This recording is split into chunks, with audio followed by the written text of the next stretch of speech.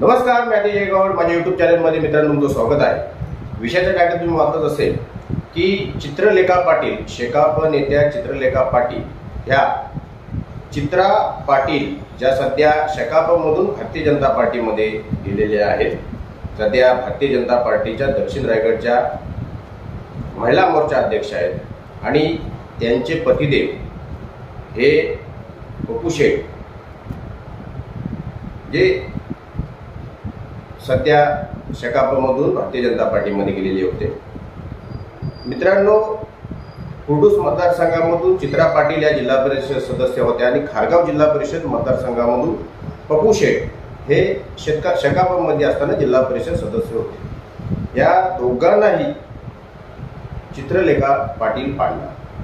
तर मित्रांनो, अशा पद्धतीचं मी टायटल का दिलेलं आहे, जिल्हा परिषदेच्या निवडणुकांमध्ये म्हणतोय मित्रांनो. तुम्हाला चांगल्या पद्धतीने माहिती आहे की 24 मध्ये विधानसभेच्या निवडणुका झाल्या आणि विधानसभेच्या निवडणुकीमध्ये पाटील कुटुंबामध्ये दोन गट पडले. एक पंडित पाटील, त्याच्यानंतर पप्पू शेठ, चित्रा पाटील अशा पद्धतीचा एक गट, एक इकडे चित्रलेखा पाटील आणि जयंत पाटील अशा पद्धतीचा एक गट. आणि मित्रांनो, त्याच्यामुळे काय झालं की चित्रलेखा पाटील यांना जे अपेक्षित मदत पाहिजे होती ती मिळाली नाही असं चित्रलेखा पाटील यांचं म्हणणं आहे. कारण की विधानसभेला चित्रलेखा पाटील यांच्या विरोधात पप्पू शेठ आणि बाकीचे त्यांच्या कुटुंबातील सर्वही कामं केलं असं त्यांचं म्हणणं आहे.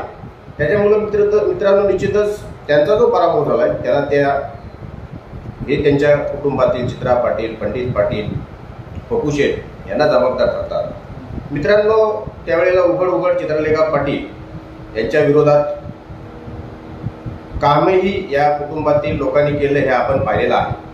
परंतु मित्रांनो, जर आपण बघितलं तर त्यावेळेला 2024 मध्ये चित्रलेखा पाटील या उमेदवार होत्या आणि त्यांना पाडण्यात कदाचित यांना मजाही आली असेल.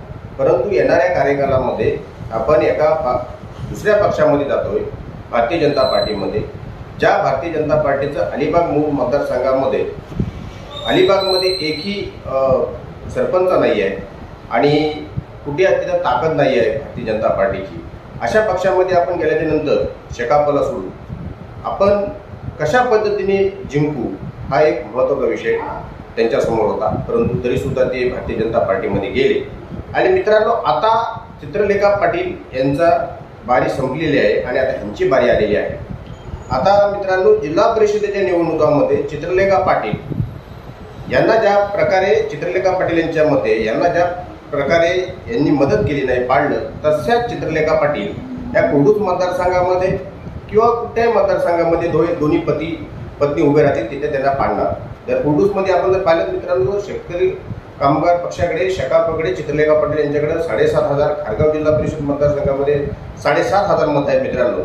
आणि जर त्यांनी ठरवलं की ह्या दोघांना मला पाडायचं आहे तर ते आरामशीर त्यांना पाडू शकतात. कारण की मित्रांनो, जर हे दोन नेते पडले तर भारतीय जनता पार्टीमध्ये त्यांचं अस्तित्व शून्य होईल. आणि ज्या पद्धतीने राजकारणामध्ये हरल्यामुळं अस्तित्व शून्य होतो ती सळ चित्रलेखा पाटील यांच्या मनात आहे.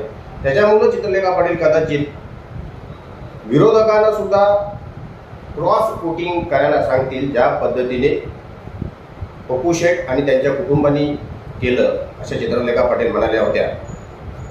तसंच काम चित्रलेखा पाटील यांनी क्रॉस वोटिंग करून जो कोणी उमेदवार असेल, म्हणजे समजा कुर्डूसमध्ये राजागिरी असतील, जो आता सध्या आंबेपूर झाला आहे, त्यानंतर तिकडे मनोज कुमार शिंदे असतील खारगावमध्ये, त्यांना सांगितलं की क्रॉस वोटिंग करा आणि ह्यांना पोचलं व्हा. तर निश्चितच मित्रांनो, ते चित्रा पाटील आणि पप्पू शेठ अजिबात जिंकू शकत नाही. त्याच्यामुळं जर आपण बघायला गेलं आता मित्रांनो, तर सर्व जिंकण्याची जी दोरी आहे ती आता चित्रलेखा पाटील यांच्या हातामध्ये आहे. म्हणून आपण जे काही कर्म करतो त्या कर्माची परतफेड आपल्याला करावीच लागते. पहिल्यांदा चित्रलेखा पाटील या पडल्या, त्यांची पहिल्यांदा वेळ होती, त्याच्यामुळं तुम्ही खुश होतात. आता तुमची वेळ आलेली आहे आणि जर तुम्ही भारतीय जनता पार्टीमध्ये आता सदस्य म्हणून जिंकून आला नाही जिल्हा परिषदमध्ये, तर मात्र मित्रांनो, राजकारणामध्ये तुम्ही फक्त आणि फक्त जयंत पाटील यांच्यामुळे जिंकू शकत होतात हे स्पष्ट होईल. आणि खरोखरच अतिशय काटेकी टक्कर पप्पू शेठ यांना, चित्रा पाटील यांना संपूर्ण ताकद लावून इथे जिंकावं लागेल. परंतु ते जिंकतील की नाही जिंकतील, कारण की त्यांच्या विजयाची चावी, विजयाची किल्ली ही चित्रलेखा पाटील यांच्या हातामध्ये आहे. कारण की जर त्यांनी, पप्पू शेठ यांनी ज्यावेळी प्रवेश केला, त्यावेळी प्रवेश केल्याच्या नंतर प्रत्येक जिल्हा परिषद मतदारसंघामधून मित्रांनो जर मोठा प्रवेश घेतला असता तर त्यांच्यासोबत किती लोक गेले हे आपल्याला कळलं असतं. परंतु मित्रांनो तसं काही झालं नाही. ते भारतीय जनता पार्टीच्या कार्यालयात गेले, तिथे त्यांचा एक साधा सिंपल प्रवेश झाला. त्याच्यामुळे अजून त्यांच्या पाठीमागे किती मतदार आहेत, काय आहेत ते आपल्याला काही कळलेलं नाही आहे. असो, पहिल्यांदाच त्यांच्यासमोर या निवडणुका समोर येतील आणि या निवडणुकाला कशा पद्धतीने ते जिंकतील. कारण चित्रा पाटील ह्या भारतीय जनता पार्टीमध्ये जोरात कामाला लागलेल्या आहेत. एक मोठं पद आणि जबाबदारी त्यांच्याकडे मित्रांनो दिलेली आहे. परंतु विजयाची जबाबदारी त्यांना आता स्वीकारावी लागणार आहे, त्यांना जिंकावं लागणार आहे. असो मित्रांनो, याच्यामध्ये आता मात्र चित्रलेखा पाटील यांनी ठरवलं 10 जागा चित्रलेखा पाटील यांच्या अलिबाग मूळ मतदारसंघामध्ये आहेत. 2 जागा गेल्या तरी चालतील, परंतु ज्या पद्धतीने माझा यांनी पराभव केला त्याच पद्धतीने मी यांचा पराभव करील असं त्यांनी ठरवलं. तर मात्र मित्रांनो इथे चित्रा पाटील आणि पप्पू शेठ यांचं काही खरं नाही. असो, एक छोटासा व्हिडिओ बनवला मित्रांनो, तुम्हाला कसा वाटला? आवडला तर लाईक करा, शेअर करा, चॅनलला सबस्क्राईब करा. धन्यवाद.